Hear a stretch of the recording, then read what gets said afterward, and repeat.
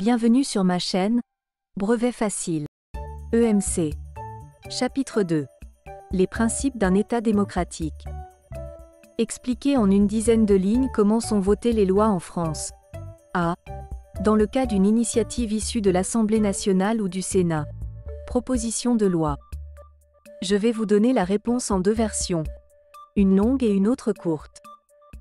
Pour la version longue, en France, le processus de vote des lois suit une série d'étapes bien définies. Dans le cas d'une initiative de loi soumise par les parlementaires, députés et sénateurs, la loi est votée à travers un processus appelé « proposition de loi ». Tout d'abord, un ou plusieurs parlementaires présentent leur proposition de loi à l'Assemblée nationale ou au Sénat. La proposition de loi est ensuite examinée par la commission compétente de la Chambre concernée pour le domaine concerné par la future loi. Une fois que la commission a étudié la proposition de loi, celle-ci est ensuite examinée. Cette procédure est enclenchée après 2 lectures du texte par chaque assemblée sauf si le gouvernement a engagé la procédure accélérée. Dans ce dernier cas, la réunion de la commission intervient après une seule lecture. La CMP est composée de 7 députés et de 7 sénateurs qui doivent proposer un texte commun voté ensuite par chaque assemblée, chambre. En cas d'échec, une nouvelle lecture du texte a lieu dans les 2 assemblées, et le gouvernement peut donner le dernier mot à l'Assemblée nationale, qui tire un surcroît de légitimité de son élection au suffrage universel direct. Si les 2 chambres adoptent la proposition de loi, elle est ensuite transmise au président de la République pour promulgation, de la même manière que pour un projet de loi du gouvernement. Le président peut soit la promulguer, c'est-à-dire la signer et la faire appliquer, soit la renvoyer aux 2 chambres pour une nouvelle lecture. Si les 2 chambres réadoptent la proposition de loi à la majorité absolue, le président est obligé de la promulguer. Après la promulgation, la loi est publiée au Journal officiel, qui est le journal officiel de la République française. Cette publication officielle marque la diffusion de la loi au public. Une fois publiée, la loi entre en application. Cependant, il est important de souligner qu'il existe une possibilité de contrôle de constitutionnalité.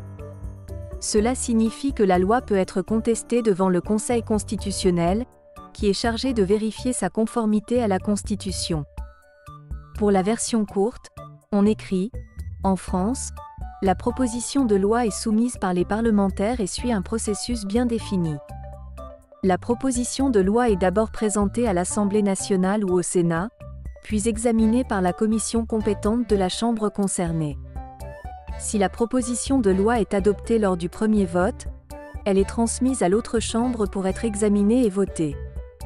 Si la seconde chambre adopte le texte dans les mêmes termes que la première chambre, le texte est définitivement adopté.